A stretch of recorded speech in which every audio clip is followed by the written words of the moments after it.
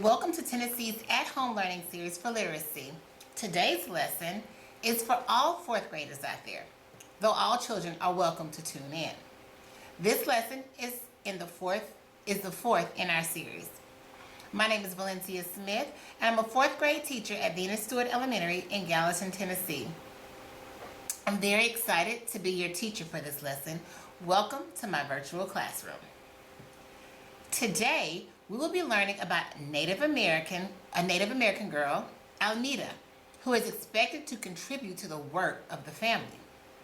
Before we get started, and to participate fully in today's lesson, you will need something to write with and a surface to write on, and 2 pieces of blank paper.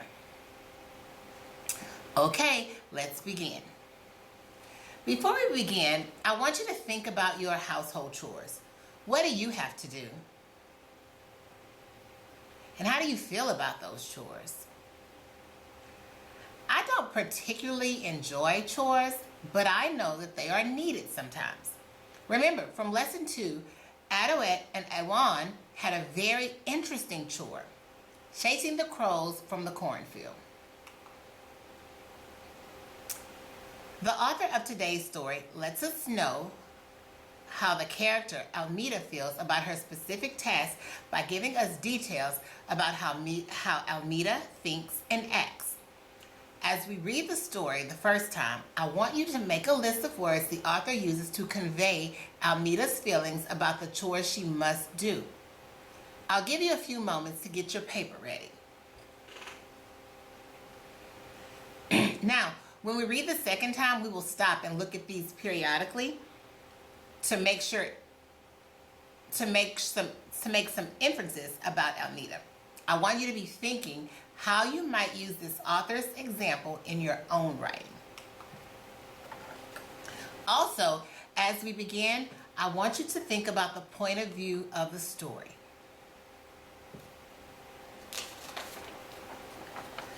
The title of today's story is Almeda the Basket Weaver.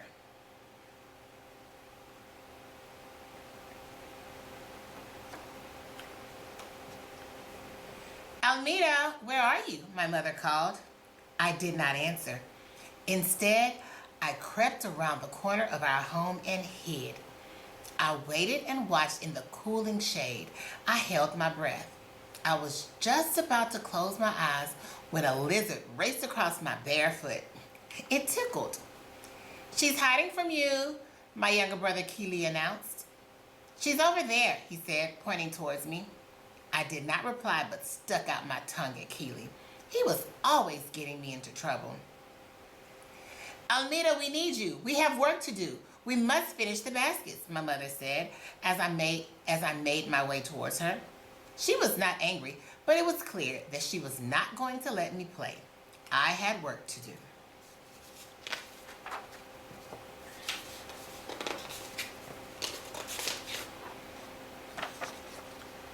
I walked slowly towards the shaded area that my father had constructed out of wooden poles and a covering. I kicked at the dirt as I walked. There were several of these structures scattered around our village. Women could be found sitting under them weaving baskets of various shapes and sizes. They also created a whole host of other things. Men could be found sitting together shaping tools for hunting and farming. All of the women in our village made baskets. Baskets were very important because they were used for carrying water, for storing grain, fruits, nuts, and berries, and even for cooking. Sit near me, my grandmother said as I came and stood beside her. I sighed deeply and threw myself down on the ground next to her. She smiled and handed me the basket I had begun to make the day before. Our people have been making these baskets since time began, she said. This skill has been handed down from one generation to the next. It is important that you learn it, Almeda. I know, I replied, and then I sighed again. But I would rather learn to hunt than weave baskets, I admitted. My grandmother laughed out loud. When I was your age, I thought the same thing, she replied. Really? I asked. looking at her wise old face. Then why are you making me do it? I asked eagerly, wondering if there was a way out. Grandmother looked at me for a few moments before she replied. Then she asked, when you hunt, or fish, or even farm, what are you going to do with the food you have provided? Eat it, I exclaimed cheerfully. But we can't eat everything at once, she chuckled. We must save the corn we harvest. We must dry some of the meat we hunt for. We must store the fruits and berries we gather. We must store this food safely so that we can survive during the time when the sun has turned away from us. You will come to see, Almeda, how important it is to learn this skill. Now, remember what I told you yesterday. Our coiled baskets are made from plants that bend easily. Plants such as yucca, split willow, rabbit brush, or skunk brush are the best.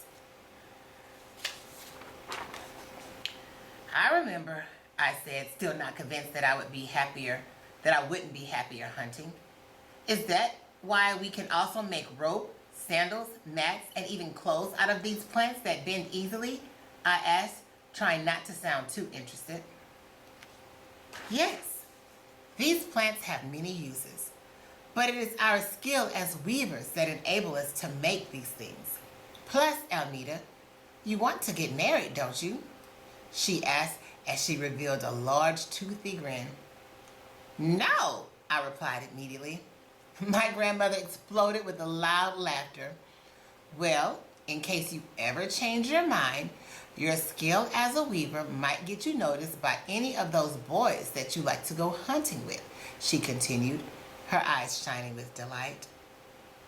Yuck, I said by way of a reply, but then I spat in the dirt to make my point even more clearly. Well, just in case you change your mind, we had better get to work, Grandmother said with a chuckle. Then together we began to weave the baskets that my people have been making since the beginning of time. Now, I hope you took some great notes about the words the author used to convey how Almeda feels about the chore of basket weaving. This time, I'm going to read each section, and we're going to stop and think about the text. Let's begin again.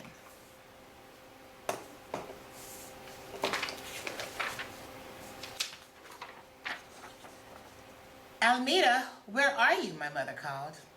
I did not answer. Instead, I crept around the corner of our home and hid. I waited and watched in the cooling shade. I held my breath. I was just about to close my eyes when a lizard raced across my bare foot. It tickled. She's hiding from you, my younger brother Keeley announced. She's over there, he said, pointing towards me. I did not reply, but stuck my tongue out at Keeley. He was always getting me into trouble. Almeda, we need you. We have work to do. We must finish the baskets, my mother said, as I made my way towards her. She was not angry, but it was clear that she was not going to let me play. I had work to do. Let's pause here. The author gives us some insights into how Almeda feels about basket weaving without just out and saying it. Look at your paper. What notes did you take from this section?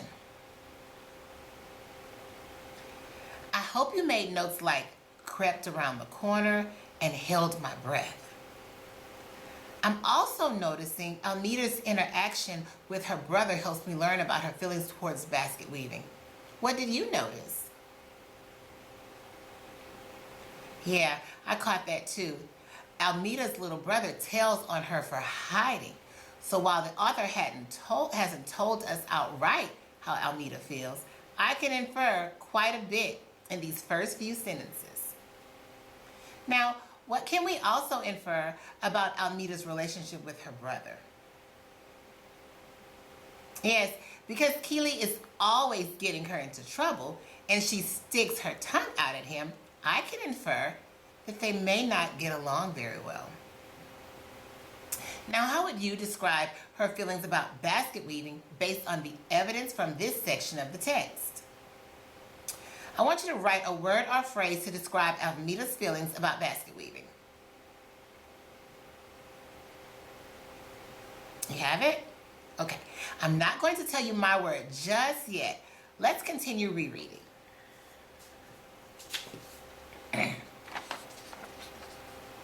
I walked slowly towards the shaded area that my father had constructed out of wooden poles and a covering.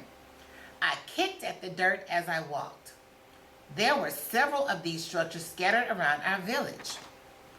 Women could be found sitting under many weaving baskets of various shapes and sizes. Sitting under them, weaving baskets of various shapes and sizes. They also created a whole host of other things. Men could be found sitting together shaping tools for hunting and farming. This is another good time to pause and think about Almita's actions. What words or phrases did you write down? Good. In my notes, I caught that Almita walked slowly and kicked the dirt as she walked. This made me think, why is she procrastinating getting to the wooden structure to start the basket weaving? These word choices are continuing to let me know how she feels about basket weaving without the author stating it. Before we started, I asked you to think about the point of view of the text. Did you make a decision as we read the first time? What did you think? Great. I decided also that it was first person point of view pretty quickly because I heard words like I and my. This also helped me to understand that it was told from Almita's point of view. Let's continue reading. All of the women in our village made baskets. Baskets were very important because they were used for carrying water, for storing grain, fruits, nuts, and berries, and even for cooking. Sit near me, my grandmother said as I came and stood beside her. I sighed deeply and threw myself down on the ground next to her. She smiled and handed me the basket I had begun to make the day before. I heard another phrase from the author that popped out at me. What did you record? Good, that's what I got also. The author said, sighed deeply and threw myself down. We know how the character is responding to the situation by the author's use of descriptions of how Almita is acting. We have pulled quite a bit of evidence to support how Almita feels about basket weaving. Now let's go back to your word or phrase.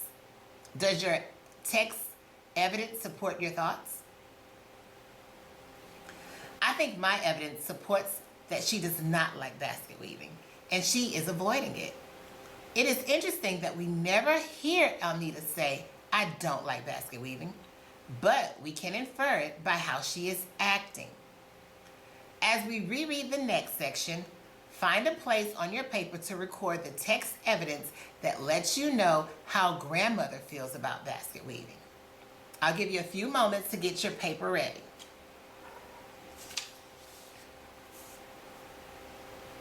You ready? Good. Our people have been making these baskets since time began, she said. This skill has been handed down from one generation to the next. It is important that you learn it, Almita. I know, I replied, and then I sighed again.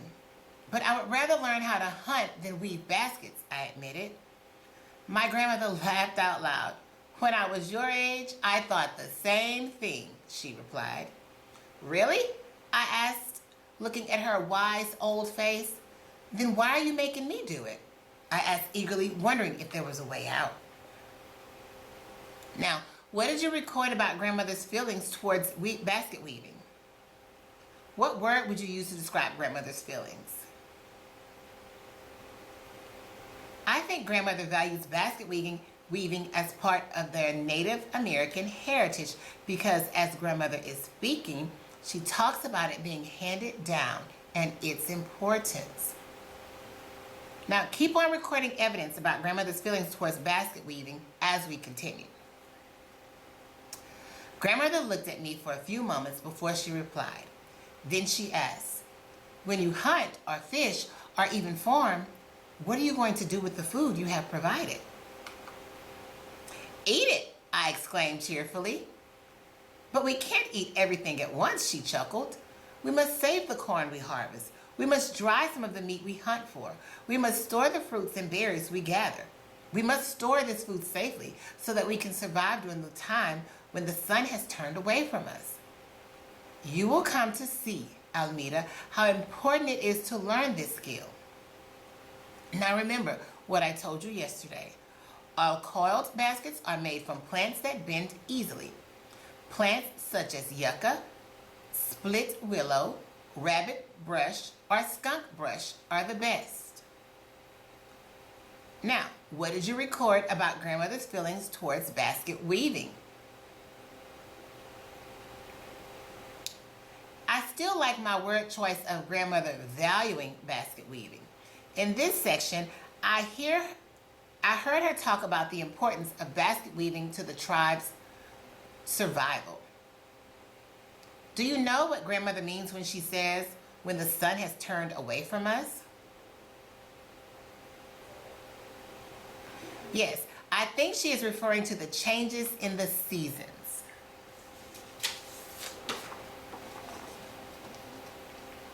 Now, let's move on to the next section. I remember, I said, still not convinced that I wouldn't be happier hunting. Is that why we can also make rope, sandals, mats, and even clothes out of these plants that bend easily? I asked, trying not to sound too interested. I want you to think about this. Why does the author use the phrase, trying not to sound too interested? Great, that's right, because Almeda has been trying to avoid basket weaving. I think she doesn't want her grandmother to think she actually is a little interested in their tribe's traditions.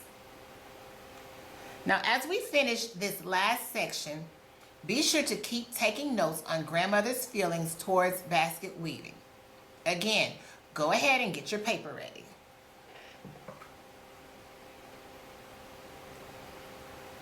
It says, yes, these plants have many uses, but it is our skill as weavers that enables us to make these things. Plus, Almeda, you want to get married, don't you?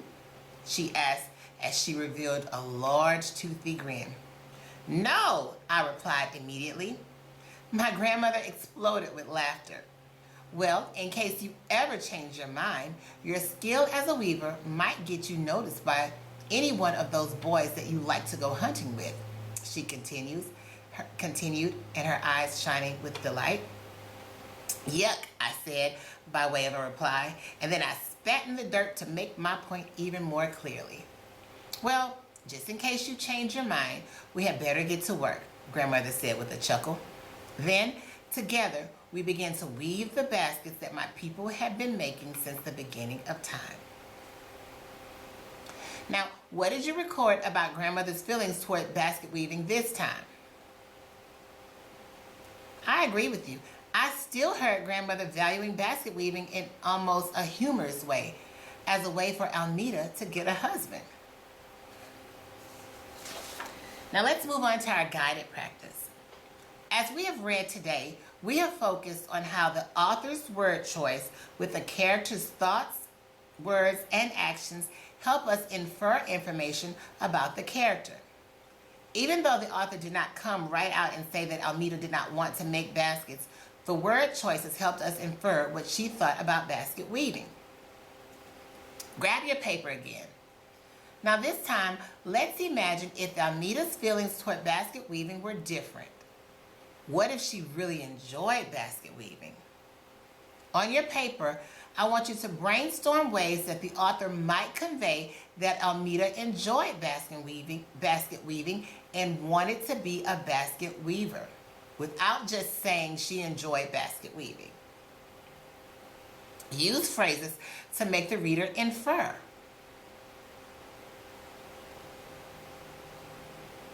Okay, now what did you write down?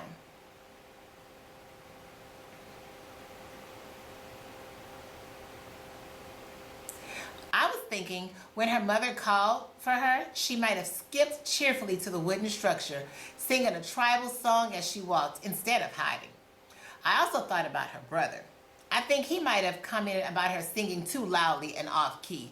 Because he couldn't be a tattletale, he had to have some other way to irritate her. It also made me think the conversation between her and her grandmother would have been different.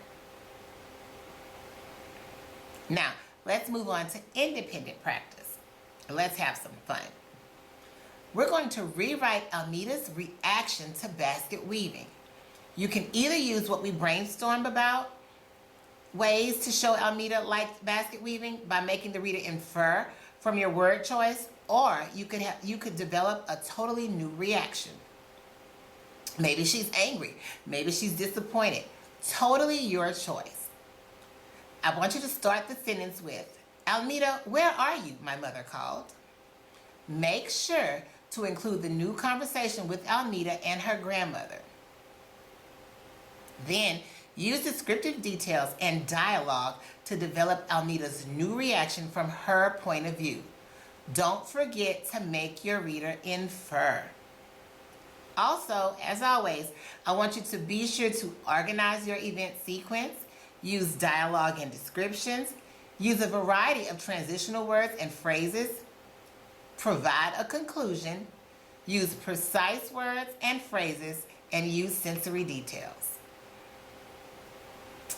Our lesson has come to end for today, but I really enjoyed sharing this story with you, and I wish I could read all of your creative narrative writing about Almeida. Thank you again for inviting me into your home, and as always, I look forward to seeing you in our next lesson in Tennessee's At Home Learning Series. Goodbye, Dawson, Oliviana, Jemiah, Ethan, and Jamari. See you soon.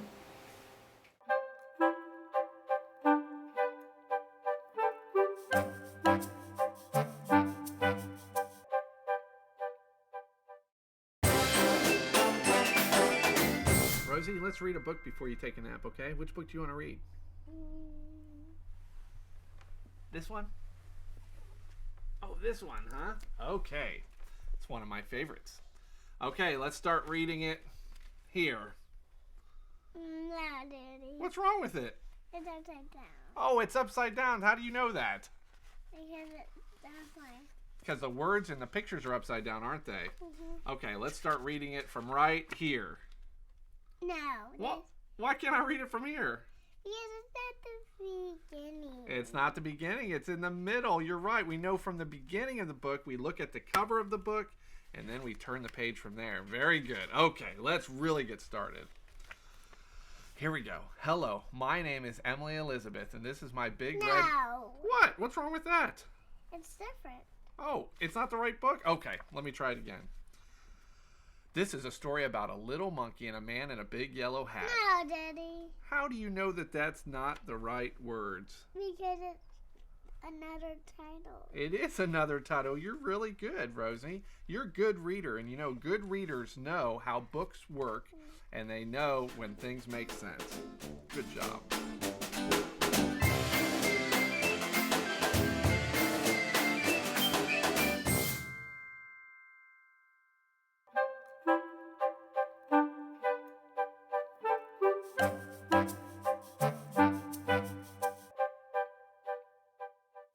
What's up, all you crazy Tennesseans? It's me, Coach Wood again. Get off the couch, let's get moving. I got my toilet paper. Go find you some toilet paper. Let's get started. Put it in front of you, start marching.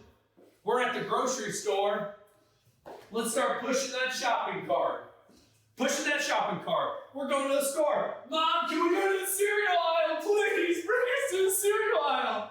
Oh, we'll go in a minute. Hold on, we gotta go get some toilet paper. All right, oh, stop. Woo, there we go. Easy, super easy. Let's grab another one. Nice. Oh, uh-oh, turn it around. Boom, here we go. Grab the toilet paper. Here we go. Turn it around. Oh, Coach Wood, you crazy, man. No, I'm not crazy. You're the one doing it with me. Here we go. Toilet paper. All day, get it. You're thinking, Coach, this is pretty easy. All right, let's make it a little harder. Squat down. Get the toilet paper. Oh, oh. Okay. Squat down. Get the toilet paper. Yeah. Reverse, reverse. Oh, where are you going? I'm just getting toilet paper. Don't worry about me. Worry about yourself. Woo! Be sure not to hit anyone in the legs with the toilet paper. One more down low. And guess what, ladies and gentlemen? We're going high now. Going high. Coming around and jump. Woo! Got it. Coming around. Coming around. Jump. We're working our whole body here. Our tippy toes to our fingertips. Here we go. Turn around. Woo! Here we go. Woo! Two more. Two more. You got it. Come on, all you kids. Get up. Get moving. Here we go. Here we go. And, woo! Man, shake it out. You guys did awesome. Awesome, awesome, awesome. I'll stop. All right, don't worry about it. Hey, if you want more PE videos, go to my YouTube page, youtube.com/c/Coach Wood. I got a bunch of videos up. Check them out. They're fun. There might be toilet paper involved. Peace.